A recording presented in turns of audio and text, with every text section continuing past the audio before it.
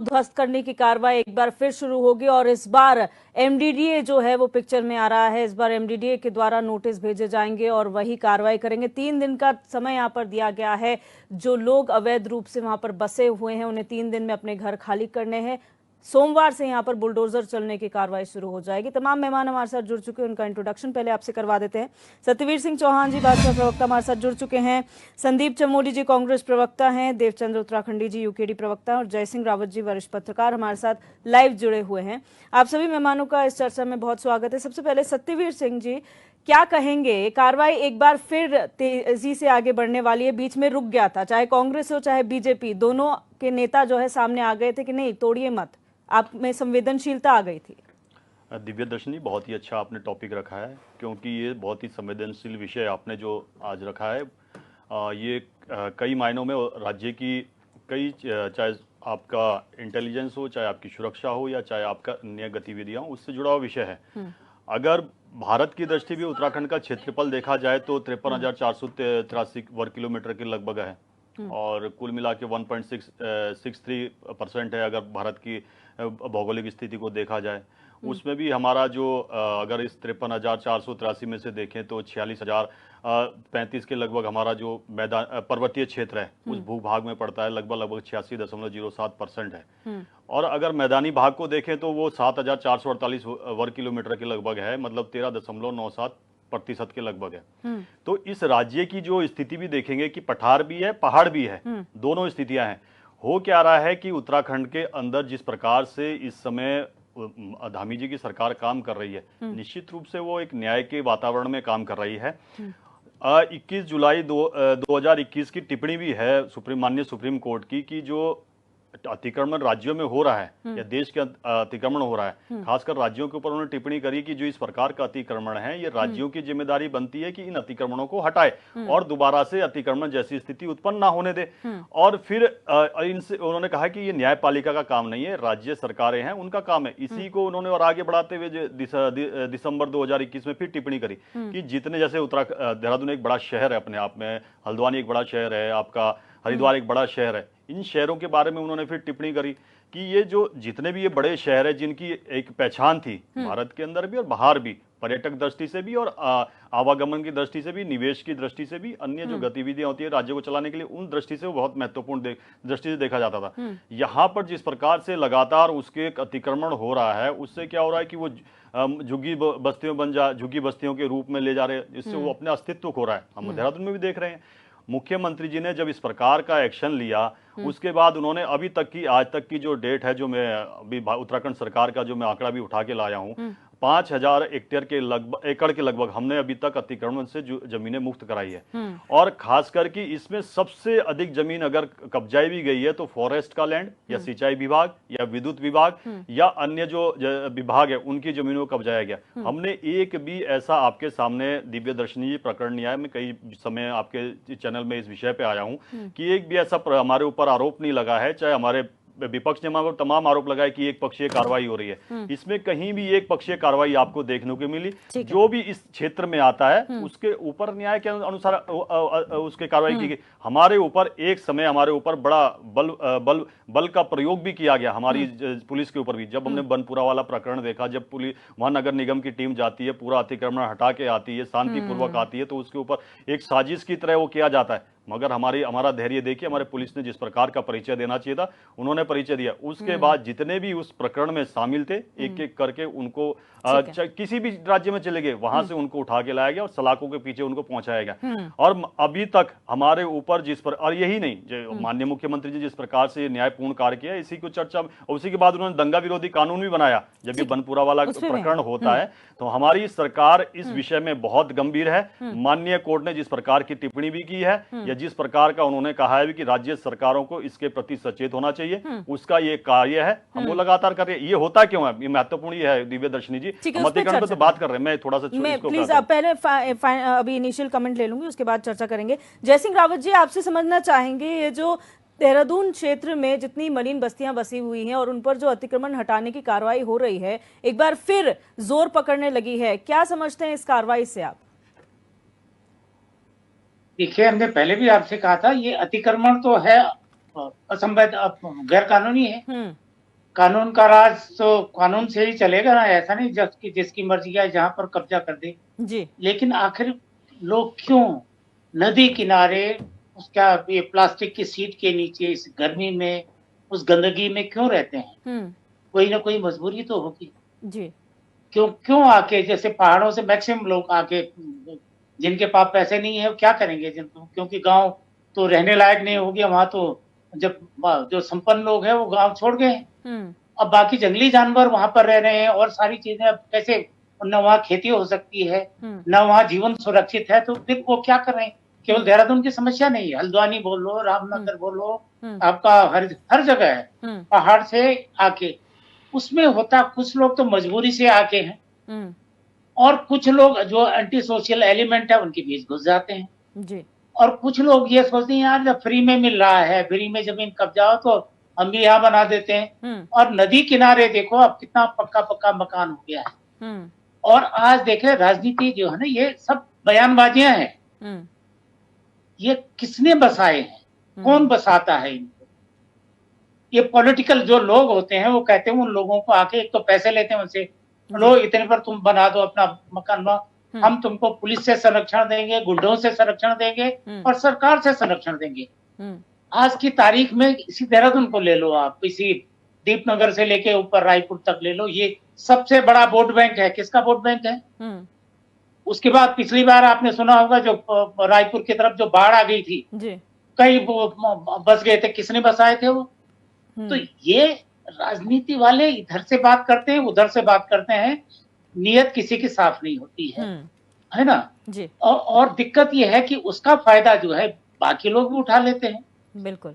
दूसरी बात यह है कि आप बुलडोजर चला लेंगे तो ये है कि अब उसमें गेहूं के साथ घुन भी पिस जाते हैं। कुछ लोग जिनकी मजबूरी में रह रहे हैं इस बरसात में कहाँ रहेंगे? ये मानवीय त्रासदी भी है। दूसरी बात है कि आपका कोई ये क्या नियम है तो 2016 से पहले अवैध बस गया वो वैध हो गया, उसके बाद नहीं है वो तो अवैध हो गया। ये क्या मतलब? अरे संविधान का आर्टिकल 14 है, समानता का अधिकार मौलिक अधिकार है। उन्हीं कंडीशंस में कुछ लोग पहले होते हैं कुछ बाद में आते हैं कहते हैं ये वैध है, ये अवैध कैसे हो जाएंगे कानून? बिल्कुल। तो इस तरह का भेदभाव करना गलत है। दूसरी बात यह है कि यह गंभीर समस्या आज केवल ये बीजेपी के रूल में हो रही हो ऐसा नहीं है। हम जब से देहरादून में 40-50 साल से जब रह रहे हैं तब से है ये मलिन बस्तियां, तब से उससे भी पहले से बस्ती हैं कि मजबूरी में लोग बसते हैं जी। इसके लिए कोई जो नगर विकास विभाग को या किसी को भी एक नियम को तो बनाना चाहिए, कोई पॉलिसी होनी चाहिए सरकार की। बिल्कुल कि मजबूरी से आते हैं। दूसरी बात चलो एमडीडीए ने बनाया, पहले हाउसिंग बोर्ड होता था यूपी के जमाने में, उन्होंने बनाए थे तो सस्ते मकान होते थे तो क्या कहते हैं कम किस्त पे लोग हो जाते थे जी। इस तरह के, लेकिन इसके लिए भी जमीन चाहिए। तो एक पूरा मतलब एक कंप्रेहेंसिव प्लान की जरूरत है ताकि मानवीय दृष्टिकोण भी होना चाहिए। कानून का पालन करो जरूर होना चाहिए, अदालत कहती है, लेकिन एक उसके पीछे मानवीय दृष्टिकोण भी होता है। मानवीय दृष्टिकोण के लिए आपके पास नीति होनी चाहिए। बिल्कुल। नीति को लागू करने के लिए आपके पास व्यवस्थाएं होनी चाहिए, संसाधन होने चाहिए। ठीक है, उस पर चर्चा करेंगे। सर संदीप चमोली जी, आप विपक्ष में अभी हैं लेकिन कभी सत्ता पक्ष में भी थे और ये समस्या आज की नहीं है। ये जो अतिक्रमण हटाया जा रहा है क्या कहेंगे उसे लेकर, पक्ष में या विपक्ष में? दिव्यदर्शनी, सबसे पहले आपको समझना पड़ेगा कि अतिक्रमण हटाने के लिए जो वाहवाही तत्कालीन सरकार स्वयं को अपनी पीठ थपथपा रही है वो माननीय हाईकोर्ट के न्यायालय से जब सरकार को लताड़ पड़ी तब सरकार हरकत में आए, तब ऐसी कार्रवाई जो हुई है। लेकिन अवैध निर्माण दिव्यदर्शनी किसी भी प्रकार का हो, अवैध निर्माण सदैव गलत होता है। किसी भी व्यक्ति को अवैध निर्माण करने की इजाजत ना हमारा संविधान देता है ना कानून देता है। लेकिन जयसिंह जी की बात को हमें समझना पड़ेगा दिव्यदर्शनी कि कहीं ना कहीं कुछ मानवीय दृष्टिकोण हमारे जीवन में होते हैं, उसको रखकर हम सबको सोचने की भी आवश्यकता है। दिव्यदर्शनी, सबसे पहले तो जो तत्कालीन सरकार, इनकी एमडीडीए हो चाहे नगर निगम हो, ये लोग ये एक सार्वजनिक लोगों के सामने करें कि अगर ये नदी के पास का अतिक्रमण हटा रहे हैं तो इनका क्या मानक है।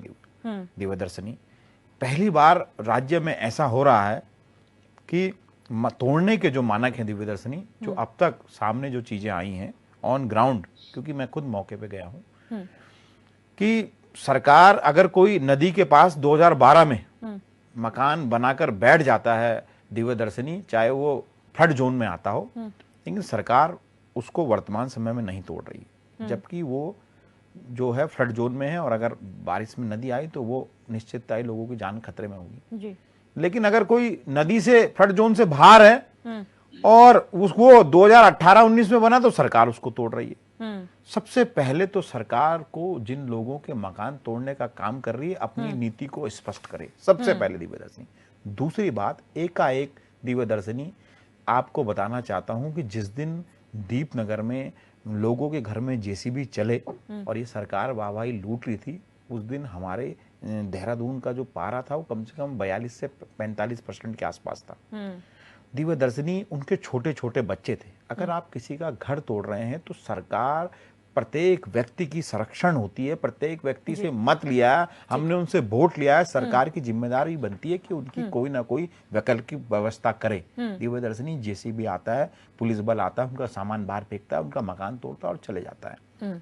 कहीं ना कहीं हम सबको मानवीय दृष्टिकोण सोचना पड़ेगा। हो सकता हो किसी और राज्य के हो, लेकिन दिव्य दर्शनी वो हमारे देश के लोग हैं, उनके प्रति हमारी, वो किसी भी जाति धर्म के हो, उनके प्रति हमारी भावनाएं गलत नहीं होनी चाहिए। दिव्य दर्शनी, आप खुद सोचिए कि एकाएक जेसीबी आता है और आपको दिव्य दर्शनी, दूसरी बात, आप 3 दिन का समय देते हैं और कहते हैं अपना घर खाली करिए। भाई, जिस व्यक्ति के पास रहने के लिए ही नदी हो, 3 दिन में क्या अपनी व्यवस्था कर पाएगा? सरकार से आग्रह है विपक्ष होने के नाते कि अगर आप किन्हीं लोगों का घर तोड़ रहे हैं, उनके छोटे छोटे बच्चे हैं, सरकार को मानवीय दृष्टिकोण से सोचना चाहिए और ऐसे लोगों की व्यवस्था भी सरकार की करनी चाहिए और सरकार की जिम्मेदारी है और सरकार का कर्तव्य भी है, क्योंकि ये लोग दिव्य दर्शनी नगर निगम का टैक्स भी पेड कर रहे हैं, ये लोग बिजली का बिल भी दे रहे हैं, ये लोग पानी का बिल दे रहे हैं, विधानसभा, नगर निगम, लोकसभा सब में मत देने का काम कर रहे हैं। तो आप सिर्फ तोड़ने पे उतारू ना होइए, इन लोगों की व्यवस्था भी करिए, तब जाके सरकार की जो मानवीय दृष्टिकोण है, जो सरकार का गार्जियन का काम एक गवर्नमेंट का होता है, वो सरकार का देखा जाएगा। ठीक है, उत्तराखंडी जी, क्या आप इस कार्रवाई के पक्ष में हैं या विपक्ष में हैं? क्या आप इसका समर्थन करते हैं? देखो, पक्ष और विपक्ष में दोनों में हम हैं। अभी जो रावत जी ने जो बातें कही और काफी कुछ चमोली जी ने भी बातें कही, लेकिन चमोली जी भी ये भूल रहे हैं कि कभी वो भी सत्ता में थे, लेकिन उन्होंने बीच बीच में कभी कभी जब वो विपक्ष में तो बचाव जरूर किया। मैं सबसे पहले आपको ये जो शब्द बार बार मलिन शब्द आ रहा है, सरकार सब कुछ जानती है, सब पढ़े लिखे हैं, उस पर एक विद्वान मसानी जी हैं, उन्होंने एक बात कही है कि विश्व की संरचना ईश्वर ने की है और नगरों की जो संरचना है, नगरों का जो निर्माण है वो मानव ने किया है, परंतु जो मलिन बस्तियों का जो निर्माण है वो शैतानों ने किया है। अतः उन्होंने इनको शैतान का रूप दिया है, जो कहीं ना कहीं इशारे में अभी रावत जी ने बता दिया है। मैं उनका नाम नहीं लेना था, क्योंकि हम भी एक पॉलिटिकल से आते हैं तो हम ऐसे लेना, पर लेकिन उस मानसिकता से उनको उसकी जो परिभाषा है मलिन बस्तियों की, उसकी परिभाषा ये है कि वो झुग्गी झोपड़ियां, अपराध का अड्डा, वो बाल अपराध का अड्डा, अस्वस्थ जनजीवन, विचलनकारी व्यवहार, अस्वस्थता, उदासीनता और अपेक्षित क्षेत्र होता है। क्यों अपेक्षित क्षेत्र होता है? जब नेताओं ने उनको बसा दिया तो, लेकिन वो एकमात्र सिर्फ वोट बैंक के लिए और क्षणिक उनसे लाभ के लिए रहते हैं। जैसे अभी चमोली जी ने बताया कि वो आपका लोकसभा चुनाव के लिए, विधानसभा चुनाव के लिए, पार्षदों के, निकाय चुनाव के लिए, सबके लिए जब वो जिम्मेदार है, जब वो वोट दे सकता है तो एक जिम्मेदार नागरिक है। उसको इन्होंने बिजली के बिल दिए हैं, पानी के बिल दिए हैं, सब कुछ दिए, लेकिन उनको इन्होंने सड़क नहीं दी है, उनको व्यवस्थित करने के ढंग से बसाया नहीं है। अभी यही बात चमोली जी ने भी बोल दिया। ये बात हमने इसी उसमें पहले भी आपको बताई थी कि एक निश्चित एनजीटी के आधार पर एक व्यवस्था नहीं है कि भैया नदी के किनारे से जो तटीय ये इलाका आता है इतना तक हटाओ और एक मास्टर प्लान बनाओ। मुझे तो लगता है कि इतना होते हुए नगर निगम और जो हमारा जो ये देहरादून जो एमडीडीए है, इन्होंने नगर का कोई मास्टर प्लान नहीं बनाया हुआ है। स्मार्ट सिटी क्या खाक बनाएंगे? अब आप ये देखो कि ये बात हर एक आदमी कह रहा है, विपक्ष में बैठ के बोला सरकार तो अपनी पीठ थपथपाएगी कि जो लोग आप 3 दिन का टाइम देकर उनका घर उजाड़ देंगे। हमने पहले भी निवेदन किया था, हम लोगों के बीच गए कि आप सरकार से मांग करो, घर उजाड़ दो कोई बात नहीं, पर हमारे उसके जो है कहीं ना कहीं व्यवस्था कर दो। अब एक चीज उसमें एक और हो रखी है कि ये घर जब किसी ने खरीदा था, जो मजदूर 4-5 साल के लिए आता है, वो घर किसी और मजदूर को देकर चला जाता है। अभी वो बात संदीप चमोली जी ने अपने बात में स्पष्ट की और बात बिल्कुल सही है।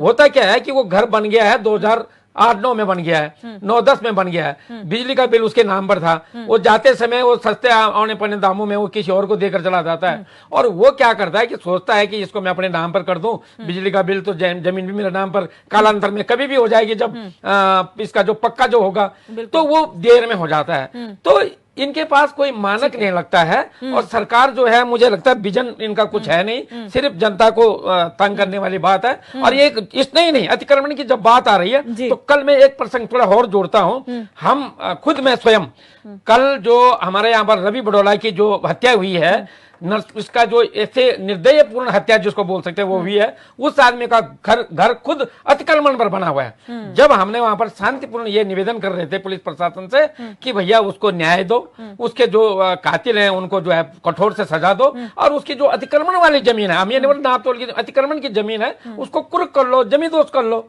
इतने में पुलिस हमको जो है उठाकर ले जाती है और प्रशासन और शासन के सह पे हमको तंग करती है, हरास करती है। मैं एक सैनिक हूं और प्रतिष्ठित रैंक से आया हूं, हम पे तो पुलिस वैसे भी हाथ नहीं लगा सकती थी, लेकिन पुलिस ने हमको विभिन्न धाराओं में कल हमको कैद करके रखा है। तो आप देख सकते हैं सरकार कितनी दमनकारी है, वो कभी जनता का भला नहीं सोच सकती है, जो वर्तमान सरकार अभी चल रही है। थोड़ा सा हिस्ट्री में चले जाते हैं। अगर कुछ साल पहले की बात की जाए तो 2016 में भी मलिन बस्तियों के लिए एक मालिकाना नीति नियमितीकरण के लिए आई थी, लेकिन चुनाव होने वाले थे इसलिए वो ठंडे बस्ते में चले गए। 2018 में जब हाई कोर्ट ने फटकार लगाई तो दोनों ही, चाहे कांग्रेस हो या बीजेपी, दोनों ही इसके बचाव में आ गए। कांग्रेस ने तो बचाव किया ही, आप बीजेपी में रहकर सर, सरकार 2018 में थी, आप लोग 3 साल के लिए एक अध्यादेश ले आए जिसने रोक लगा दी इन मलिन बस्तियों को हटाने के लिए। तो आप दोनों ही कहीं ना कहीं इसके लिए दोषी हैं, बसाने को लेकर भी, और जब हटाने की कार्रवाई माफ कीजिएगा हाईकोर्ट कहता है तो उस पर भी आप रोक लगाने का काम करते हैं।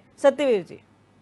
दिव्या दर्शनी जी, हमारी सरकार को यहाँ पर रहते हुए उत्तराखंड में 7 वर्ष हो गए, एक भी प्रकरण आपको ऐसा नहीं दिखा होगा कि जो मानवीय व्यवहार के अनुसार हमने ना किया हो या मानवीय व्यवहार के उलट जाके किया हो। अगर आप अतिक्रमण की बात कर रहे हो, ये मैंने आपको सुप्रीम कोर्ट का तो बता ही दिया कि उन्होंने समय समय पर किस प्रकार के फैसले दिए।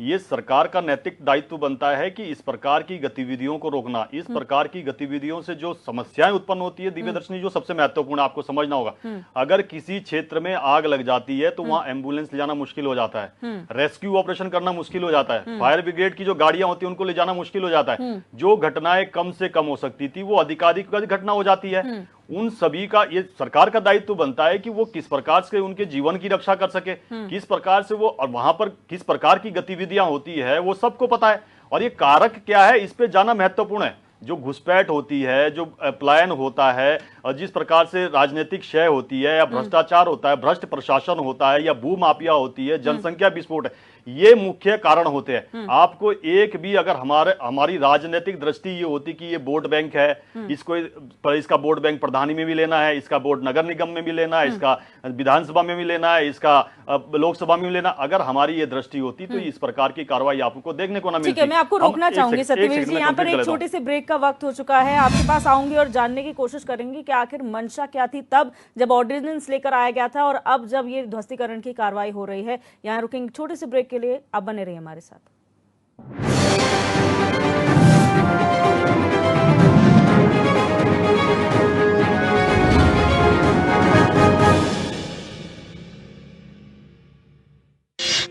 आपका पसंदीदा न्यूज चैनल HNN 24/7 अब टाटा प्ले के चैनल नंबर 1141 पर भी उपलब्ध।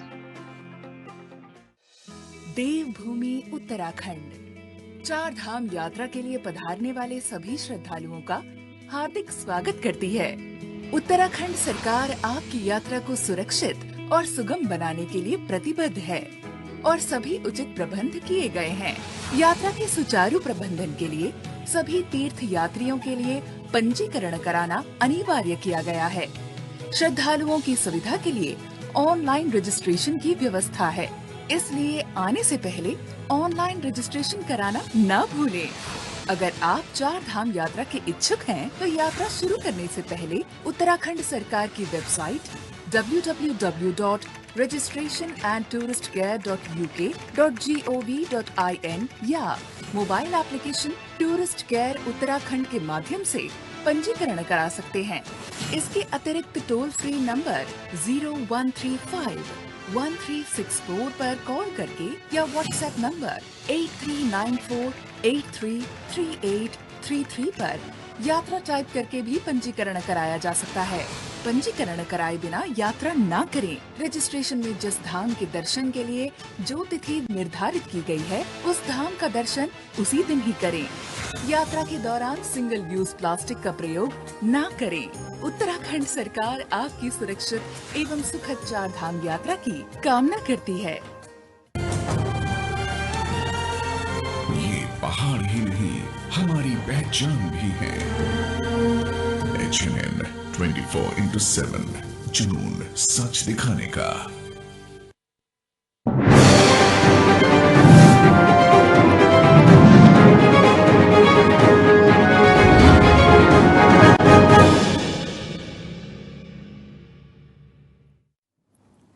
ब्रेक के बाद आप सभी का एक बार फिर से स्वागत है। लगातार चर्चा कर रहे हैं मलिन बस्तियों जो अवैध रूप से बसाए गए हैं उन पर कार्रवाई हो रही है। सोमवार से एक बार फिर MDDA ने ध्वस्त करने की कार्रवाई करेगा। तमाम मेहमान हमारे साथ चर्चा में बने हुए हैं। सत्यवीर जी अपनी बात पूरी करें और ये जरूर बताइए कि 2018 में जो ऑर्डिनेंस आप लोग लेकर आए थे, अगर संवेदनशीलता है और आप लोग अतिक्रमण के खिलाफ कार्रवाई कर रहे तो तब रोक क्यों लगाई आप लोगों ने? दिव्या दर्शनी जी, आपके दर्शकों को स्पष्ट कर दूं, उस समय की जो परिस्थितियां थी उसके अनुसार काम किया गया। आज की जो परिस्थितियां हैं उत्तराखंड में, हमने कहा है कि स्वच्छ उत्तराखंड और सुंदर उत्तराखंड बनाने के लिए हम पूर्ण रूप से प्रतिबद्ध है। एक चीज आप विषय आया कि जो जितने लोग बसे हुए हैं इनके लिए मानवीय पक्ष क्या है, भारतीय जनता पार्टी उस विषय में क्या सोचती है। हमारी केंद्र में नई सरकार गठित हुई है। हमने तय किया है कि अगले 5 वर्षों में 3 करोड़ लोगों को आवास देना है, प्रधानमंत्री आवास देना है। और वो प्रधानमंत्री आवास में सभी प्रकार की सुविधाओं से उनको पूर्ण करना है। ये आवास उन्हीं को मिलेंगे जिनके पास आवास नहीं है, जिनको आवश्यकता है। और सबसे महत्वपूर्ण क्या हो जाता है कि हमने कभी भी इस प्रकार से किसी को भी अवैध कब्जे करने के लिए कभी अनुमति नहीं दी। मैं छोटा सा उदाहरण मैं दिल्ली का बताता हूं। जब म्यांमार में घटना घटती है, रोहिंग्या भारत से इतना दूर है, उसके बगल बगल में लगते हुए देश है, उससे कहीं नहीं जाता, सीधा वो दिल्ली के अंदर आता है। आप देखिए दिल्ली में पूरी की पूरी वहां की जो स्थानीय सरकार है उसने पूरी एक बस्ती बसा दी। आप सोचिए कि उससे कितनी, ना उसका कोई आइडेंटिटी है, भारत की कोई आइडेंटिटी नहीं है, मगर उसके बाद उसको बसाया गया, उसको वोट बैंक बनाया जा रहा है, अवैध गतिविधियां हो रही है, तमाम तरह की। मैं उस पक्ष में नहीं जाता, मैं उत्तराखंड पे फोकस रहना चाहता हूं। उत्तराखंड में हमारी सरकार का पूर्ण रूप से ये संकल्प है, जितने भी अवैध कब्जे हैं किसी के खिलाफ किसी प्रकार की तुष्टिकरण न करते हुए उसको सारा साफ करना। चाहे उसमें मैं कई बार आपके साथ चर्चा में गर्मा गर्मी रही कि उसमें सारे की एक पक्षीय हो रही है कि केवल के मजारों को उड़ाया जा रहा है, या अन्य जो मस्जिद है या छोटी मोटी आ रही है या अन्य वो स्थल है। अब मैंने आपको बताया था कि 41 से अधिक, अब तो शायद ये आंकड़ा और बढ़ गया होगा कि 41 से अधिक मंदिर उसमें थे और 5 से अधिक उसमें गुरुद्वारे थे। हमने किसी के साथ नहीं, संविधान की हमारी सरकार ने शपथ ली है, उसके अनुसार काम कर रही है। और आपको ये भी समझना होना चाहिए, इससे क्या होता है, जब कोई शहर पूर्ण रूप से डेवलप हो जाता है उसमें अतिक्रमण होता है, वहां क्या होता है, निवेश करने वाले लोग नहीं आते, वो उस प्रकार का उनको वातावरण नहीं मिलता, वहां की कनेक्टिविटी स्लो हो जाती है, वहां का जितना भी एरिया होता है वो हर चीज से पीछे पीछे पीछे होता रहता है। अब इसकी जिम्मेवारी सरकार की है ना कि उस राज्य, उसको जो प्रगति थी उसकी प्रगति और बढ़े। हम तो उसमें उसको और आगे बढ़ाने का काम कर रहे हैं। और जितने भी अतिक्रमण है, ये मुझे लगता है कि धामी जी का जिस प्रकार का रवैया है कि उन्होंने जिस प्रकार से एक्शन मोड में वो लगातार कर रहे हैं। मैंने कहा भी 5,000 एकड़ से अधिक की जमीन उन्होंने खाली की है। उनके निर्णयों से आज देश के अंदर जिस प्रकार से वो चर्चा का विषय बने हुए हैं, अभी 2024 की लोकसभा के चुनाव संपन्न हुए हैं, उसमें देख लीजिए सबसे अधिक जो मुख्यमंत्री में जो अगर काउंट किया जाए तो राज्यों में उनकी डिमांड लगातार बढ़ती रही।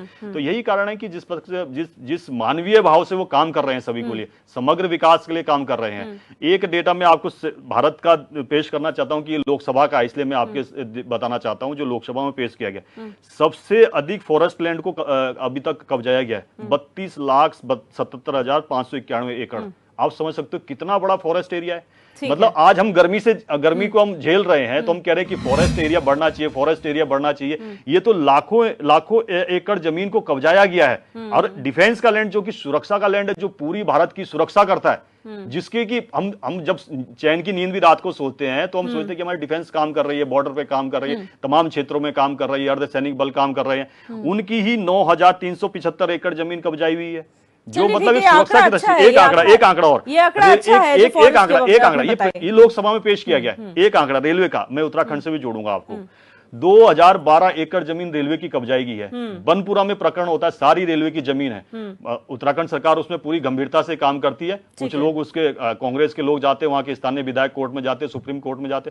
मैं आज भी प्रतिबद्ध है कि हम जितना भी उत्तराखंड के अंदर सरकारी भूमि है उस पे अवैध कब्जे किए गए हैं, उस पे हम निश्चित तौर पे उनको खाली कराएंगे। और अभी जो अवैध अतिक्रमण हट रहा है वो तो नदी के किनारे एनजीटी ने फटकार लगाई। सर, दूसरा आपने जो आंकड़े दिए अच्छे आंकड़े हैं, लेकिन ये कहीं ना कहीं डिस्क्रिपेंसी भी बताते हैं। एक और तो आपने अवैध कब्जों के नाम पर जो फॉरेस्ट की लैंड कब्जाई हुई थी उसे कब्जा मुक्त किया, लेकिन जो अधिकारी डेवलपमेंट के नाम पे पेड़ों का कटान कर रहे हैं वो अवैध नहीं है, वो सही है। उस पर कार्रवाई कब होगी ये भी पूछेंगे। जय सिंह रावत जी, ठीक है, मैं एक बार आ जाती हूँ। जय सिंह रावत जी, यहाँ पर आपने जिस तरीके से कहा एक पॉलिसी होनी चाहिए, हाउसिंग नीति होनी चाहिए, उन्हें कैसे बसाया जाना चाहिए। आप एक तरफ तो हटा रहे हैं उन लोगों को जो नदियों के किनारे हैं, लेकिन वही एमडीडीए जो है पार्क बनाए बैठा हुआ है कैचमेंट एरिया में, क्या वो सही है? सर, सरकार के लिए तो सब माफ है, उनके सब वो तो सरकार के लोगों के सरकारी पार्ट सब माफ होता है। मैं एक और बात कहना चाह रहा था कि ये जो आजकल देहरादून में जो महिलाएं आती हैं, जो डोमेस्टिक हेल्प होती है, घरों में काम करती हैं, वो कहाँ से आती हैं? इन्हीं बस्तियों से आती हैं। जो आपके पुताई वाले आते हैं, जो छोटे मोटे काम करने वाले, वो कहाँ से आते हैं? इन्हीं बस्तियों से आते हैं। आप समझिए ना, अगर उनके पास पैसे होते तो आपके घर में आके वो बर्तन क्यों धोती हो महिलाएं? जी, हम यहाँ डिबेट में बैठे हुए हैं, हम अपनी पत्नियों को, अपनी बहनों को, अपनी बेटियों को दूसरे घर में बर्तन मलने के लिए, उनका झाड़ू पोछा करने के लिए क्या अलाउ कर सकते हैं? क्या जो करती हैं उनकी डिग्निटी नहीं है? सवाल वो उन बस्तियों में रहते हैं, हाँ, उनके नाम से कुछ और तत्व भी घुस जाते हैं, उनमें एंटी नेशनल भी होते हैं। मैंने एक बार जनजातियों पर मैं स्टडी कर रहा था, खटीमा की तरफ गया मैं, किया मैंने, किताबें लिखी तो वहां अंदर जंगल में एक राजी परिवार रहता था। राजी the most primitive tribe of India, जिसमें 600-700 लोग ही बचे हुए हैं। तो वहां देखे जंगल में एक राजी परिवार ने कब्जा किया हुआ था, क्योंकि वो राजित रहे, जंगलों में रहे हमेशा, वो हंटर गैदरर उनको कहते थे। जंगल, एक जंगल से दूसरे जंगल, उनकी आड़ में 3-4 बाकी परिवार आ गए। ये ऐसा भी होता है, इन बस्तियों में भी वही स्थिति हो रही है। दूसरा, आप कहते हैं साहब हमने हटा, खटीमा में, मैं खटीमा स्पेसिफिक बोल रहा हूँ, खटीमा में कितनी सरकारी जमीन लोगों ने, अब होता है ना हर बार वर्ग 4, क्योंकि वो वेल ऑफ लोग हैं जिन्होंने सरकारी जमीनों पर, फॉरेस्ट की जमीनों पर कब्जे किए हुए थे, उनकी जमीनें तो आप फ्री वोट कर रहे हैं, क्योंकि वो आपको चंदा देते हैं, आपको वोट देते हैं, आपकी सरकार गिरा भी सकते हैं, आपकी सरकार बना भी सकते हैं।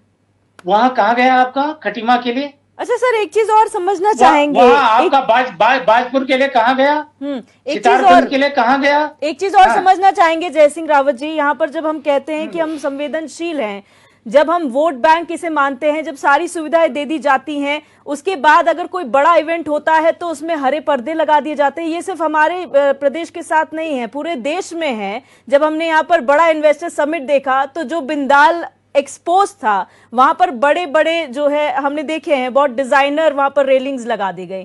तो आखिर वोट के टाइम पे इनके पास जाके इनके हाथ जोड़ना, और फिर जब कोई बड़ा इवेंट हो तो इन्हें छुपाने की कोशिश। वो ऐसा है कि कुछ गिर गए हैं नीचे। मेरा मॉर्निंग वॉक का रूट है वो, आज जिस रेलिंग की आप बात कर रहे हैं, कुछ कल आदि में नीचे गिर गए हैं, और बीच में वो लगाए हुए थे, क्या कहते हैं, प्लास्टिक के गमले, वो सारे सूख गए हैं उसी G20 के चक्कर में। नहीं, आप दिखाने के लिए करते हैं, यही नहीं है, देहरादून में ही नहीं होता है। कहीं कोई बड़ा इवेंट होता है, राष्ट्रपति जी को बनना हो तो वो तो जाके फटाफट वो छिपा देते हैं उसको, और फिर लगाते थे ग्रीन जोन, वो करें स्वच्छ जोन का, ये ऐसी बातें करते हैं। ये इसीलिए तो हमारे जनप्रतिनिधि क्यों होते हैं? ब्यूरोक्रेसी के ऊपर जनप्रतिनिधि इसलिए होते हैं कि वो हमारे ही बीच से तो जाते हैं, हमारे विधायक, हमारे मिनिस्टर हम लोगों के बीच से जाते हैं, वो ये सारी चीजें देख के जाते हैं, उनके सामने होते हैं जी। अनफॉर्चुनेटली जब वो सत्ता में जाते हैं तो वो समझते हैं तो हम तो जन्मजात रूलर हैं, हम रूलिंग कम्युनिटी में पैदा हुए हैं, रूलर हैं हम, वो तब इन चीजों को वो भूल जाते हैं। तो वो दुर्भाग्यपूर्ण स्थिति है, वो सारी चीजें तब भूल जाते हैं। वो अपना हाकिम की जैसे रुतबा में रहते हैं, उनके साथ के लोग वो तो रहते ही हैं, उनकी लेगेसी जो और बाकी नीचे तक कार्यकर्ता तक वो समझते, खुद को हाकिम समझने लगते हैं। बिल्कुल ठीक है, ये वो अरेगेंस उनमें रहता है।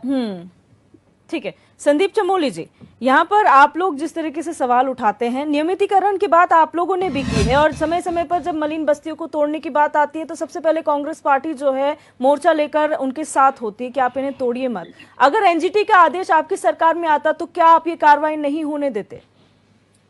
दिव्यदर्शनी, सबसे पहले तो आपको स्पष्ट करना चाहूंगा कि कांग्रेस द्वारा सदैव इस देश में लोगों को बसाने का काम किया है, तोड़ने की मंशा से ना हमारा कांग्रेस ने कभी काम किया, ना हमारी सरकारों ने किया है। हमारे प्रवक्ता साथी एक तरफ कहते हैं कि हमारी 3.0 की सरकार बनी है, देश के तीसरी बार प्रधानमंत्री माननीय नरेंद्र मोदी जी बने हैं, और वो 3 लाख आवास शायद इन्होंने कहा कि इस वर्ष लोगों को देने का काम करेंगे। दिव्यदर्शनी, मकान आपका आज तोड़ दिया जाता है और आपको न जाने कब वो सरकारी आवास मिलेगा, तो इन बातों को आपको समझना पड़ेगा। ये उन लोगों के जख्मों के मरहम नहीं है। मैं फिर कह रहा हूं कि आपके मानक, आप पहले अपने मानकों को मजबूत करिए। दिव्यदर्शनी, इसका जीता जागता प्रमाण ये है कि सतपुली में लगभग 1950 से लोगों को बिजली के कनेक्शन थे। आप जो है वो बुलडोजर चलाते, थराली बाजारों, सतपुली बाजारों, पौड़ी मुख्य बाजारों, आपको पता कितना बड़ा अतिक्रमण पहाड़ पे टूटा?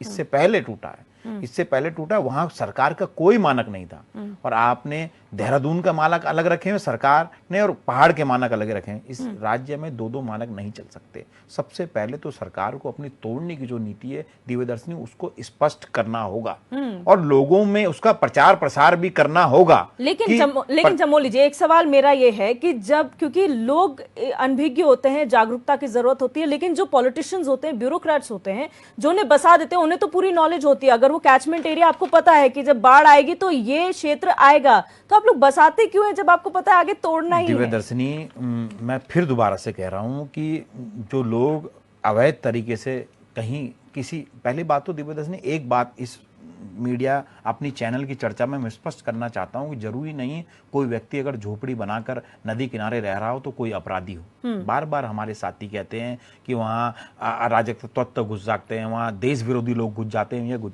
जरूरी नहीं है कि कोई अगर गरीब व्यक्ति है वो व्यक्ति अपराधी है। और ये भी कहीं मानक तय नहीं है कि अगर किसी शहर में झोपड़ियां बस जाती हैं तो वहां ना पैसा लगाने वाले लोग आते हैं, ना घूमने वाले आते हैं, ना लोग फिरने वाले आते हैं। देश में महाराष्ट्र में सबसे ज्यादा बस्तियां, और आपको बताना चाहूंगा प्रत्येक व्यक्ति देश में मुंबई को देखने जाता है। दिव्यदर्शनी, ये कोई मानक नहीं है। धारावी सबसे बड़ी, ये कोई मानक नहीं है। पूरे विश्व की सबसे बड़ी बस्ती धारावी मुंबई में है। ये कोई मानक नहीं है। हमें सभी व्यक्तियों को जो इस देश के नागरिक है उन्हें मानवीय मूल्यों से देखने की आवश्यकता है।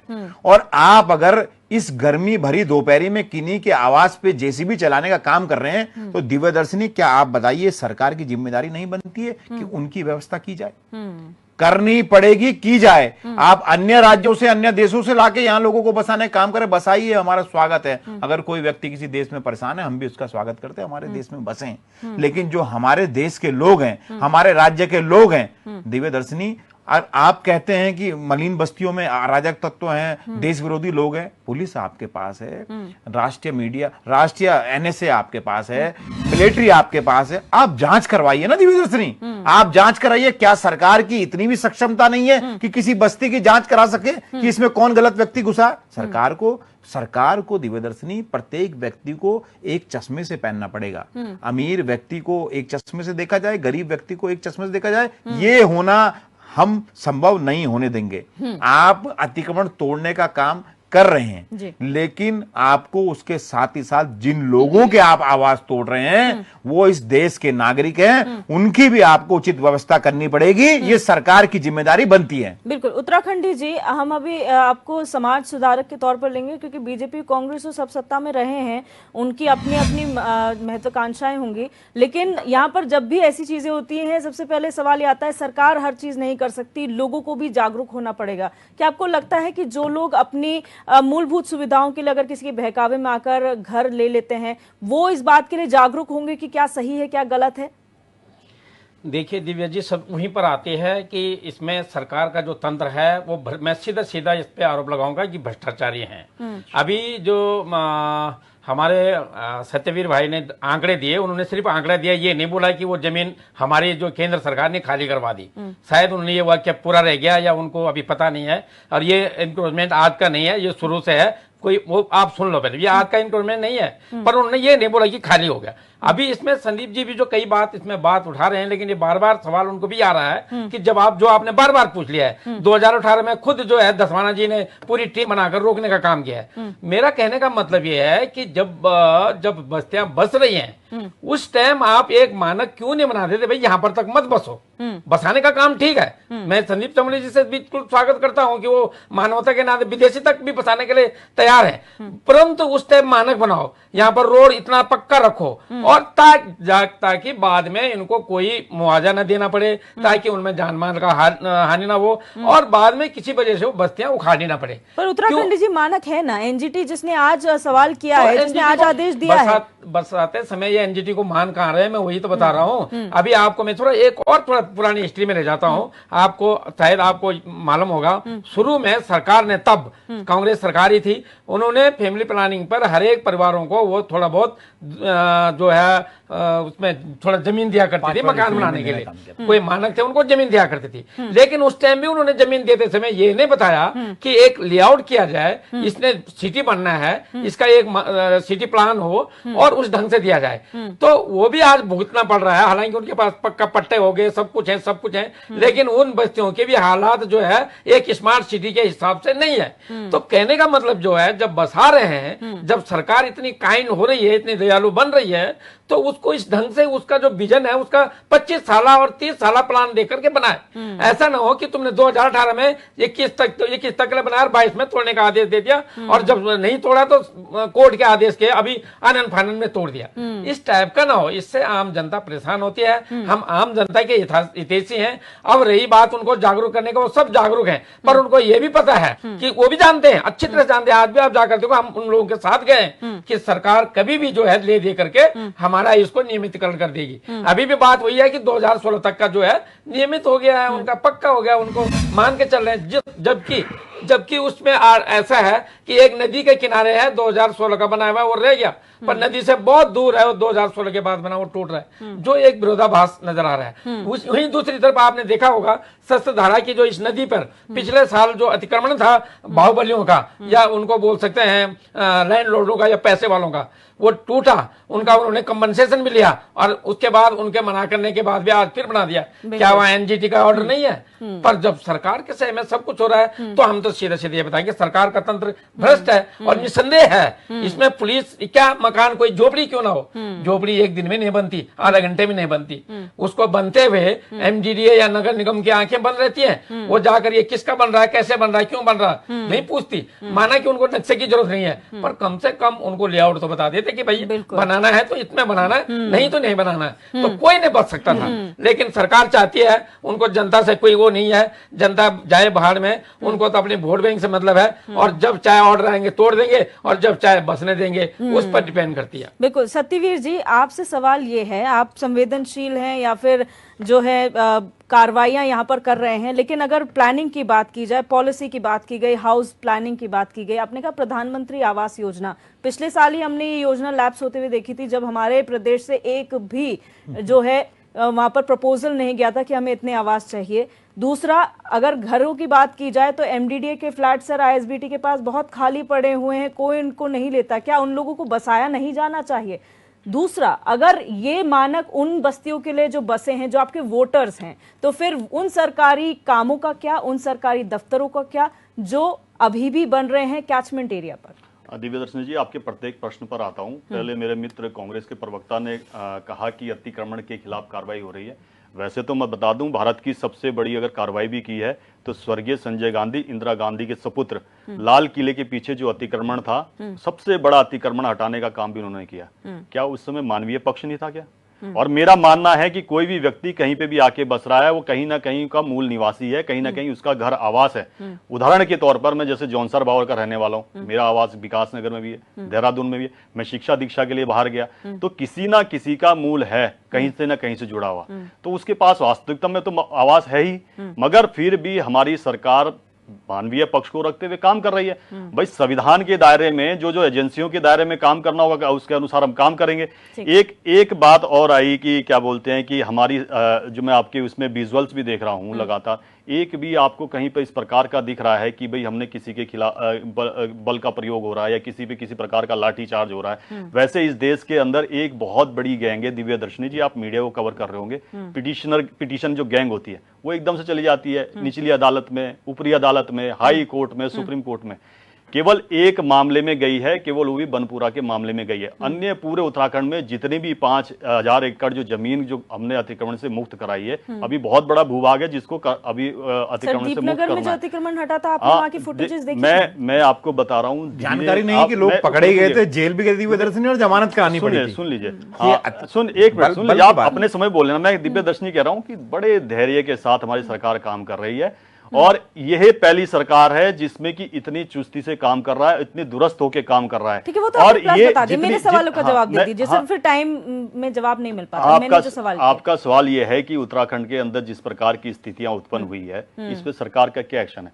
एक्शन, सरकार लगातार एक्शन में है। एक दिन भी मेरा सवाल ये था कि जो एमडीडीए के फ्लैट्स खाली हैं, क्या उन्हें वहां नहीं बसाया जा सकता है? प्रधानमंत्री आवास योजना का लाभ जब मिलेगा तब देखो दिव्या दर्शनी जी, कोई भी पॉलिसी बनती है तो उसके नियम कायदे होते हैं। मैं उदाहरण के तौर बताता हूँ कि जैसे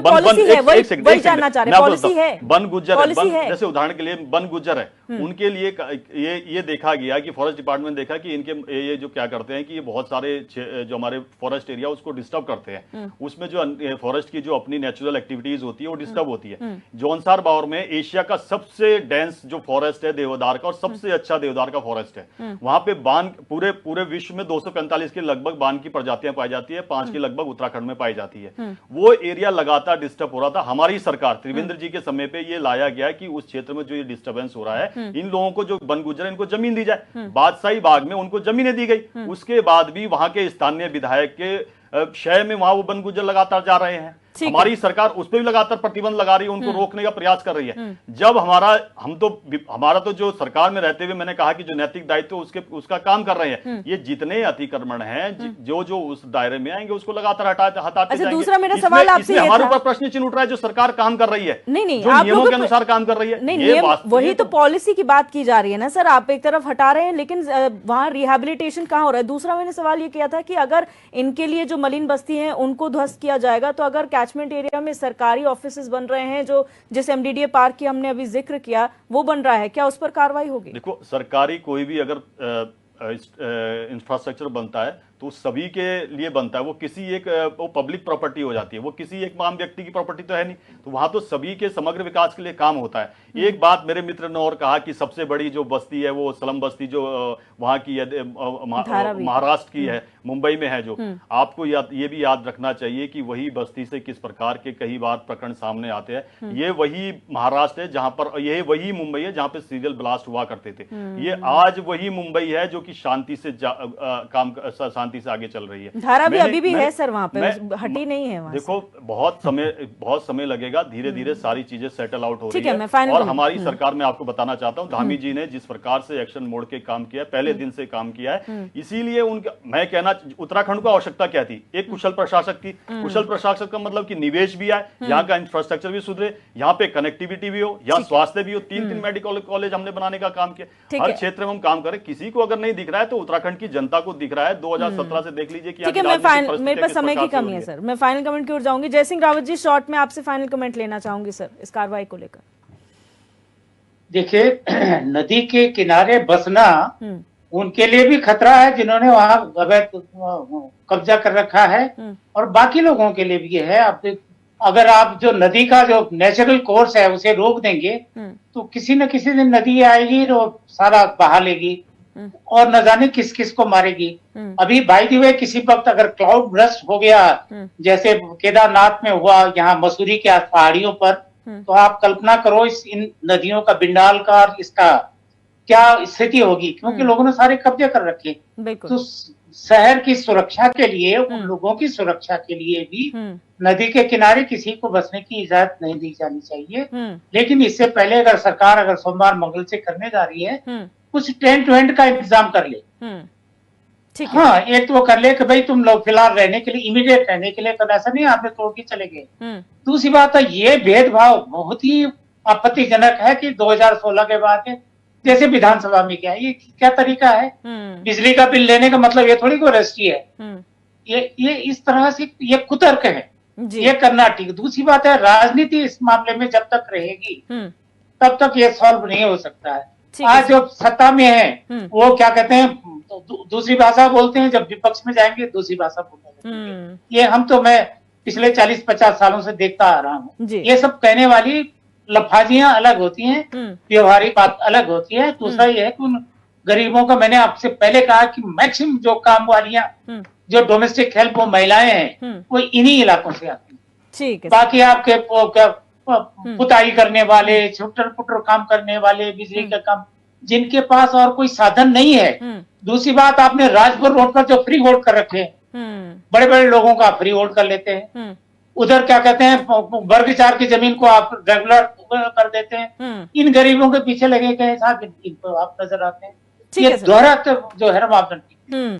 उत्तराखंडी जी, बहुत शॉर्ट में फाइनल कमेंट। बिल्कुल, जो अभी रावत जी ने बोला है, मैं उनके साथ सहमत हूं। उन्होंने बहुत अच्छी बातें बोल दी हैं और उस पर विचार भी करना चाहिए। सरकार को पुनः सोचना चाहिए कि उनको घर उजाड़ने से पहले उनका पूरा व्यवस्था की जाए। लेकिन मैं सतबीर जी के एक बात के लिए, आज एक बात उन्होंने स्पष्ट कर दिया, आपके चैनल पर उन्होंने बोला है कि ये पहली सरकार है धामी जी की। इसके अलावा जो धामी जी का पहले टेन्योर था, और बीच कोसारी से लेकर, बहुगुणा से लेकर, खनौरी से लेकर त्रिवेंद्र सिंह जी के लिए बहुत निकम्मी सरकारें रही है। और तीरथ सिंह का तो खैर कहना गया, उनको बीच में निकाल दिया था। मैं इस पर इसलिए उन्होंने खुद बोला, मैंने नहीं बोला है। लेकिन कुल मिलाकर मैं उन्हें फिर से ये बताना चाहता हूं कि बस्तियों को उजाड़ें तो कृपया उनको बसा दें। ठीक है, चमोली जी। दिव्यदर्शनी, अतिक्रमण के नाम पे सरकार गरीब असहाय लोगों को, अपने जीवन में जो घरों में बर्तन मांज के अपना परिवार चलाते हैं, दिहाड़ी मजदूरों को सरकार उजाड़ने का और परेशान करने का काम कर रही है। एकाएक आप किसी घर में जाके जेसीबी लेके पहुंचते हैं, लेकिन उनको दोबारा बसाने का काम नहीं करते हैं, ना उनकी आप कोई वैकल्पिक व्यवस्था रहने की करते हैं। सरकार की मंशा सदैव,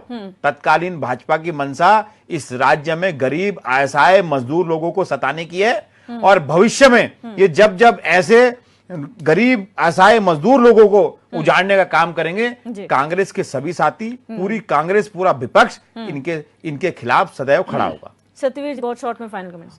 दिव्या दर्शनी जी, हमारी सरकार तो निरंतर गरीबों के प्रति समर्पित है। उत्तराखंड में आप देख लीजिए, भारत सरकार के आंकड़े भी आए हैं, 9 लाख से अधिक लोग पहली बार गरीबी रेखा से बाहर आए हैं। गरीबों के प्रति हमारी केंद्र सरकार भी चिंतित है, हम भी चिंतित है।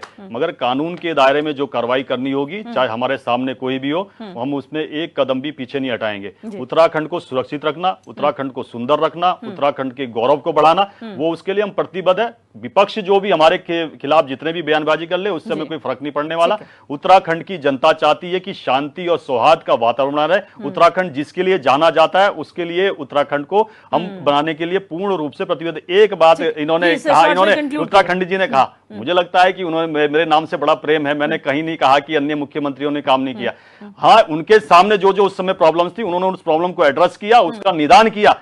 माननीय पुष्कर सिंह धामी जी के सामने ये प्रॉब्लम है, उसका वो निदान कर रहे हैं। उन्होंने तमाम ऐसी प्रॉब्लम्स है जिसको एड्रेस किया, निदान किया, और उससे चर्चा का विषय पूरे भारत में बने हुए हैं। ये सब चल रहा है। बहुत बहुत शुक्रिया। आज हमने चर्चा की कि किस तरीके से जो अवैध रूप से मलिन बस्तियां बसाई गए हैं, उन्हें ध्वस्त करने की कार्रवाई एक बार फिर सोमवार से शुरू होगी। इस बार एमडीडीए इस कार्रवाई को अंजाम देगा। 3 दिन का वक्त दिया गया है मलिन बस्तियों को। जो घर चिन्हित किए गए हैं, 249 घर ऐसे हैं जो अवैध करार दिए गए हैं और उन्हें हटाया जाएगा। अब इन 3 दिनों में क्या होता है, क्या एक्सटेंशन दिया जाता है जैसे पहले रोक लगी थी, या फिर आगे इस तरह से कार्रवाइयां देखने को मिलेंगी। और जो बहुत सारे सवाल उठे हैं, जो पॉलिसी पे सवाल उठे हैं, जो मानक, जो 2016 का मानक तय किया गया उस पर उठे हैं, उसको अगर रेक्टिफाई किया जाता है तो आगे का सिनेरियो क्या होगा, ये आने वाला वक्त बताएगा। बहरहाल क्वेश्चन आवर में मेरे साथ बस इतना ही। आप देखते रहिए HNN 24/7, जुनून सच दिखाने का।